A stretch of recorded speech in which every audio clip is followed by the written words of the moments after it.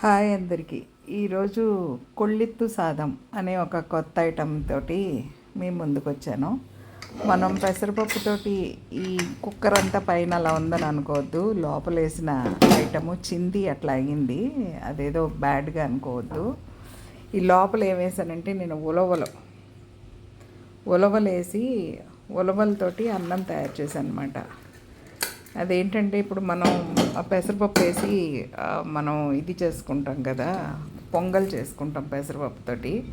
కందిపప్పును rice కలిపి బెసిబెల్లబాత్ చేసుకుంటాం. అట్లాగే ఉలవలును బియ్యం కలిపి ఈ కొళ్ళిత్ సాదం అనేది ఒకటి తయారు చేశాను అనమాట. ఈ పేరు కూడా నేనే క్రియేట్ చేశాను, ఈ ఐటెం కూడా నేనే క్రియేట్ చేశాను. ఎందుకంటే నాకే వచ్చింది ఒక ఆలోచన. మామూలుగా ఉలవలు ఉడకబెట్టుకొని తింటాం మేము. కృష్ణా డిస్ట్రిక్ట్ వాళ్ళు ఏంటంటే ఉలవ చారు ఎక్కువగా ఇష్టంగా తింటారు. ఉలవ చారు అనేది చాలా అద్భుతమైన విషయం మాకు. అయితే గోదావరి జిల్లా వాళ్ళకి ఉలవచారు అంటే చాలా హాస్యంగా ఉంటుంది. అలాగే ఉత్తరాంధ్ర జిల్లా వాళ్ళకి కూడా నచ్చదు ఉలవచారు అంటే. కానీ మాకు ఉలవచారు అంటే చాలా ఇష్టం. ఉలవచారుకి మేము చాలా దూరం అయిపోయాం ఈ మధ్య. అదేంటంటే ఉలవచారు హిస్టరీ ఏంటంటే పూర్వం పొలాలు అవి దున్నుకుంటున్నప్పుడు, అంటే వ్యవసాయ ఆధారిత ప్రాంతాలు కదా అవన్నీను, ఎడ్లు బళ్ళు అన్నీ ఉండేవన్నమాట. ఈ దుక్కులు చేసినప్పుడు పొలాలు అవి దున్నినప్పుడు ఎద్దులకి కష్టపడతారు బాగా. ఎద్దుల్ని బాగా కష్టపడతారు పొలం దున్నటం కానీ అట్లాంటి పనులు. అవి పొద్దునంతా పొలం దున్నేసి వచ్చి సాయంత్రం అలసిపోతాయి కదా. అలసిపోయినందుకు వాటికి పాపం ఉలవలు అవి బాగా దాన పెడతారనమాట. ఎక్కువ దాన పెడతారు కాళ్ళు నొప్పులు అవి లేకుండా ఉండడానికి. అప్పుడు ఆ నీళ్ళు ఉలవలు ఏంటంటే రాత్రి నానబెట్టి పొద్దున్న కడిగి దాలిగుంట అంటే అదో పెద్ద కాన్సెప్ట్ అనమాట. అది చెప్పాలంటే ఎక్కువ టైం పడుతుంది. భూమిలో గొయ్యి తీసి చిన్న నొప్పేస్తారనమాట పిడకలు పెట్టి. అది సాయంత్రం వరకు ఉడుకుతుంది. ఈ ఉలవలు మెత్తగా ఉడుకుతాయి అనమాట సాయంత్రానికి. ఆ నీళ్లు వంపేసి ఈ ఉలవలు మాత్రం గేదెలకి, అదే ఎడ్లకి వేస్తారు. ఎద్దులకి ఈ నీళ్లు తీసి బాగా మరగబెడతారనమాట. ఉల్లిపాయలు, పచ్చిమిరపకాయలు, చింతపండు అన్నీ వేసి ఉడకబెట్టి బాగా దగ్గరికి అయ్యేలా, అంటే ఒక 5 లీటర్స్ వాటర్ వచ్చింది అనుకోండి ఉలవ నీళ్ళు, అది 1 లీటర్ అయిపోయే వరకు ఉడకబెడతారు గట్టిగా. అంటే మధ్యాహ్నం 4 గంటలకు వస్తే సాయంత్రం 8-9 వరకు పొయ్యి మీద అలా ఉడుకుతూ ఉంటుంది అనమాట ఉలవచారు. దశలుగా ములక్కాళ్ళు, వంకాయలు, తర్వాత ఇవన్నీ వేస్తూ ఉంటారనమాట. అది ఉలవ నీళ్ళు. ఉలవచారు అంటే చాలా ప్రత్యేకం మాకు. అది దూరం అయిపోయాము. ఉలవలు తింటూ ఉంటాం అప్పుడప్పుడు.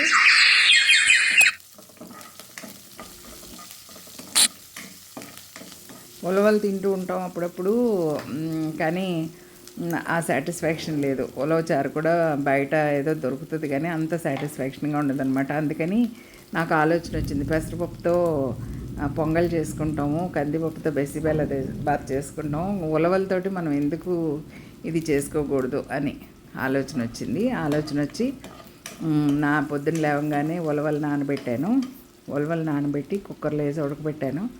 ఆ ఉలవల తాలూకా నీళ్ళే కుక్కర్ అంతా పైన పడి నల్లగా అయిపోయింది అన్నమాట. చూడటానికి అసహ్యంగా ఉంది.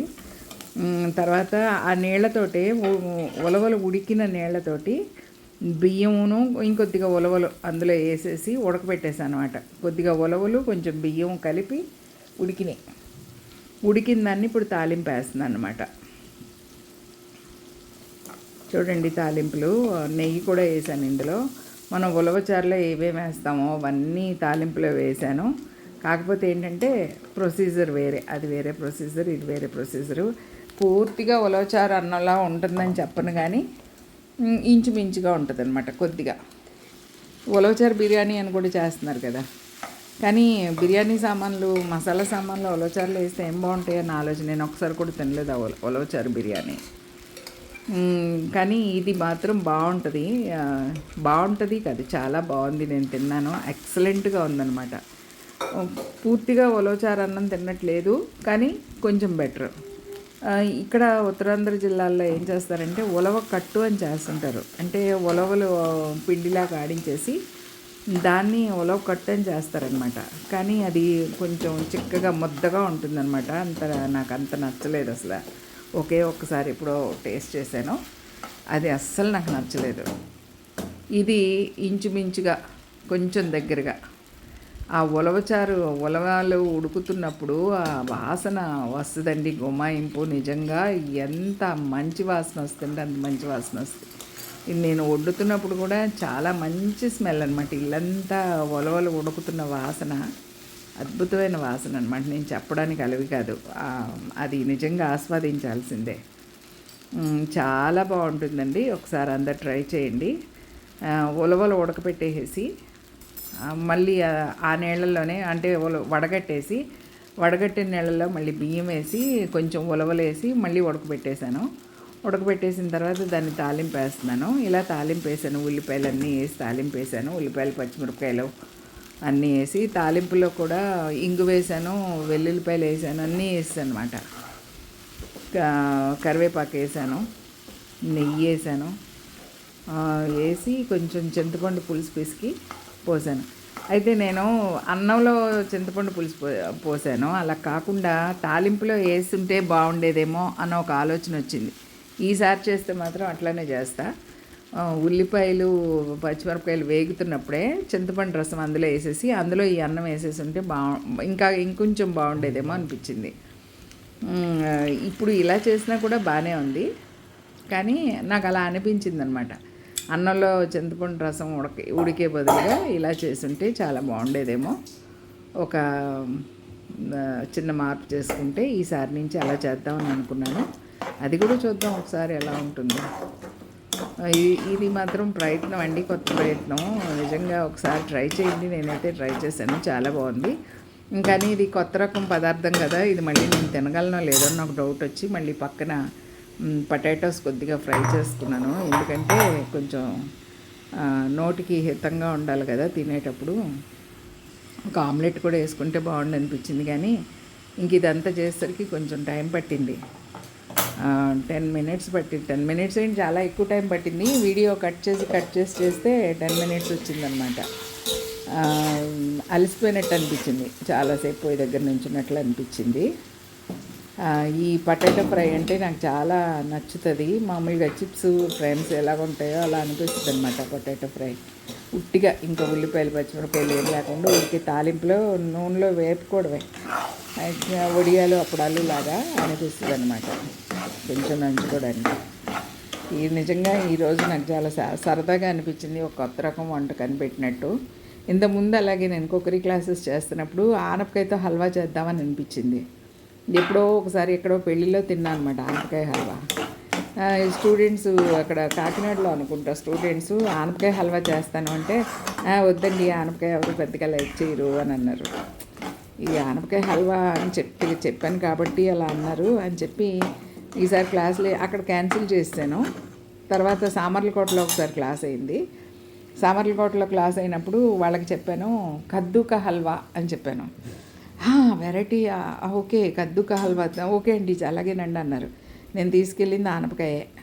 కద్దు అంటారు కదా హిందీలో, లోకి అంటారు, కద్దు అంటారు, ఏదో రకరకాలుగా అంటారు. అందుకని కద్దూకా హల్వా అనేసరికి చాలా ఇంట్రెస్టింగ్గా కద్దూకా హల్వా అని తీరా చూస్తే నేను ఆనపకాయ హల్వానే చేశాను.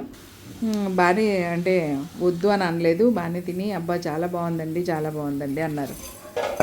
ఇంకా అనుకున్నాను అనమాట, మన తెలుగు పేర్లు అయితే నడవు, అందుకని దీనికి ఉలవచారు అన్నం అంటే ఎవరికి నచ్చదు, అందుకని కొత్త పేరు పెట్టాను అనమాట. ఈ తమిళ్లో పెట్టాను, కొళ్ళొత్తి అంటే ఉలవలు, అందుకని సాదం అంటే అన్నం అనమాట, ఉలవల అన్నం, కొళ్ళొత్తి సాదం అని పెట్టాను. అందరికీ నచ్చింది అనుకుంటున్నాను. నచ్చితే లైక్ చేయండి, షేర్ చేయండి, సబ్స్క్రైబ్ చేయండి. నా కొత్త సబ్స్క్రైబర్స్ అందరికీ కూడా ధన్యవాదాలు తెలియజేస్తున్నాను. అగో వేడివేడిగా తింటున్నాను, నోరు కాలిపోతూ ఉంది చక్కగా. నాకు అలా వేడివేడిగా తింటేనే ఇష్టం అనమాట. ఒక స్పూన్ తీసుకుని ఈ పొటాటో బైట్ ఒకటి తీసుకుంటే అసలు అద్భుతంగా ఉందన్నమాట. నిజంగా ఇంచుమించుగా మన దీనిలాగే ఉంది, ఏది ఉలవచారు అన్నంలాగే ఉంది. నాకు చాలా నచ్చింది. ఉలవచారు బిర్యానీ తింటాం కదా, అలాగే ఇది కూడా, అది నాన్ వెజ్ ఫీలింగ్ వస్తుంది, ఇది వెజ్ ఫీలింగ్ కంప్లీట్గా. ఒకసారి ట్రై చేయండి, అందరూ ట్రై చేసి నాకు కామెంట్స్ రూపంలో మీ అభిప్రాయాన్ని తెలియచేయండి.